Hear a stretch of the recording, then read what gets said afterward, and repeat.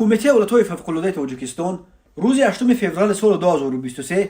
با نشر یک هشدار ویژه خبر داد که بنا به معلومات اگنتی هواشناسی خطر فرآمدن ترمه‌ها در راه‌های کوهستان جمهوری دست کم تا 12 فوریه باقی میماند. کمیته به دقت شهروندان و مهمانان تاجیکستان میرساند که در این روزها در راه‌های ماشینگرد دوشنبه خوجند، دوشنبه رشت، دوشنبه سنگوار، دوشنبه لخش، کولاب درواز، ونج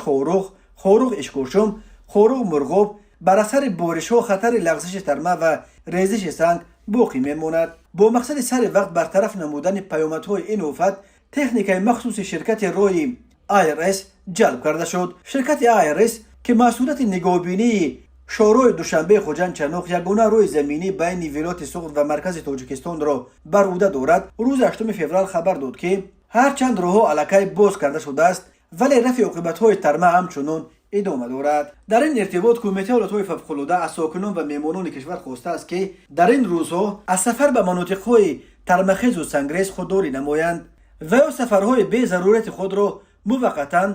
تا بهتر شدن وضع لغو کنند.